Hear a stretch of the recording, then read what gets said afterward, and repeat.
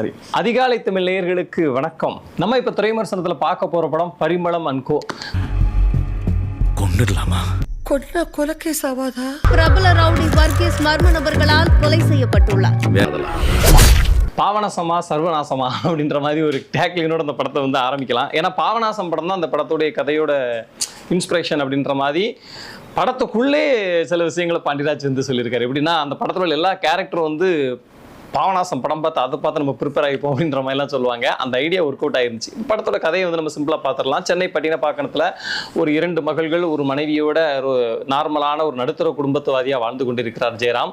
அந்த 2 மகளில் ஒரு மகள் மீது ஒரு கண்ணு வைக்கிறார் சாண்டி. சாண்டி மாஸ்டர் யாருன்னா அவர் வந்து ரொம்ப கொடுமையான ட்ரக் வியாபாரி, ஒரு கஞ்சா கடத்தக்கூடியவர், கஞ்சா குடிக்கி, அது இல்லாமல் வந்து ஒரு பெரிய ரவுடியும் கூட.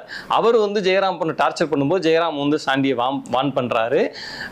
இன்னொரு பொண்ணு பராசக்தின்ற பேருடைய ஒரு பொண்ணு சஞ்சனா கிருஷ்ணமூர்த்தி, அவங்க வந்து சாண்டி ஒரு இடத்துல அவமானப்படுத்துறாங்க. அப்போ வந்து சாண்டி சொல்றாரு, ஒரு பொண்ணை தான் தூக்கலான்னு, 2 பொண்ணுமே எனக்கு தான் அப்படின்னு சொல்லி டார்ச்சர் பண்றாரு. இப்போ இவனை கொன்னாதான் நம்ம இந்த பிரச்சனையிலிருந்து வெளியில் வர முடியும் அப்படின்ற மாதிரி ஜெயராம் ஃபேமிலி வந்து ஒரு முடிவு பண்ணுது. மறுநாள் பார்த்தா சாண்டி இறந்துடுறாரு.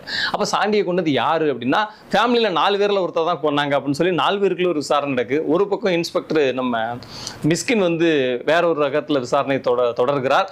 ஸோ அந்த சாண்டியை கொண்டது யார், அந்த குற்றவாளி யார் அப்படின்பது அந்த படத்துடைய மீதி கதையா ஒரு இன்ட்ரெஸ்டிங்கான திரைக்கதையா கொடுக்க வந்து ட்ரை பண்ணியிருக்காரு நம்ம பாண்டியராஜ். படத்துல ஜெயராம் வந்து கிட்டத்தட்ட அந்த பாவனாசம் படத்துடைய ஒரு கேரக்டர், அந்த கமல்ஹாசன் மோகன்லால் இந்த மாதிரி அவங்களுடைய ஒரு பிரதிபலிப்பா தான் படத்துல வர்றாருங்கனால அந்த பாடி லாங்குவேஜ் அங்கங்க இமிடேட் பண்றாரு. ஒரு சில இடத்துல அது ஒர்க் அவுட் ஆயிருந்துச்சு. ஒரு சில சின்ன காமெடிகள் ஓரளவு, குறிப்பா ஒரு பல்ல கடிக்கிற ஒரு சில காமெடிகள் ஒரு சில இடத்துல ஒர்க் ஆச்சுது. ஊர்வசியை பொறுத்த வரைக்கும் எங்க ஒரு கொலைகேஸுக்கு ஒரு 300 ரூபா செலவு பண்ண மாட்டீங்களா அப்படின்னு கேட்கும்போது தியேட்டர் வந்து வெடிச்சிடுச்சு. நிறைய இடத்துல ரியாக்ஷன்ஸ் மூலமா சிரிக்க வச்சாங்க. செகண்ட் ஹாப்ல ஒரு இன்வெஸ்டிகேஷன் காட்சி இருக்கு அவங்க வீட்டுக்குள்ள வச்சு, அந்த இடத்துல அவங்க இந்த தலைவலி தைலத்தை வச்சு பண்ற காமெடியும் நல்லா ஒர்க் அவுட் ஆயிருந்துச்சு. 2 பெண்கள் சஞ்சனா கிருஷ்ணமூர்த்தி, அனந்திகா அனில்குமார், இவங்க 2 பேருமே ஒரு சில இடத்துல அளவா நடிச்சிருக்காங்க, ஒரு சில இடத்துல அளவுக்கு அதிகமா நடிச்சிருந்தாங்க. யோகி பாபுடைய காமெடி ஒரு சில இடத்துல லைட்டா ஒர்க் அவுட் ஆன மாதிரி தெரிஞ்சது. மிஸ்கினோட காமெடி சில இடத்துல ஏற்படுச்சுது. மிஸ்கினுக்கு வந்து ரொம்ப வலுவான கேரக்டர், அதை வந்து செகண்ட் ஹாப்ல கிளைமேக்ஸ் பக்கத்துல வந்து அதை வந்து போர்ட்ரே பண்றாங்க. அது பயங்கரமா ஒர்க் அவுட் ஆயிருந்துச்சு.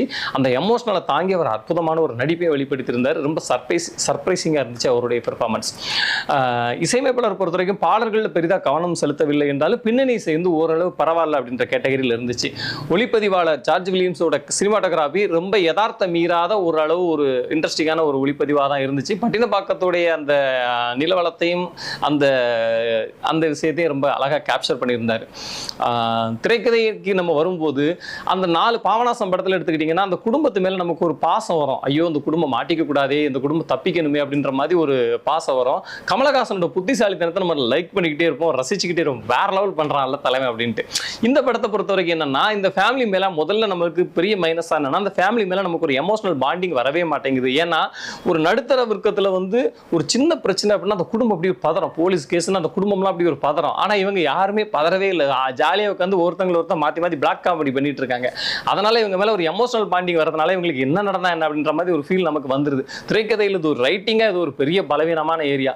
கொஞ்சம் மெத்தனை போக்கோட அந்த திரைக்கதை அணுகிட்டாரோ நம்ம இயக்குனர் பாண்டியராஜ் அப்படிங்கிற மாதிரி நம்மளுக்கு தோணுச்சுது. அந்த இடத்த இன்னும் சரி பண்ணியிருந்தா அங்கங்க ஒர்க் ஆகிற காமெடியோடு சேர்ந்து அந்த எமோஷனல் ஒர்க் அவுட் ஆயிருந்தா ரொம்ப சூப்பரான ஒரு படமா வந்திருக்கும்.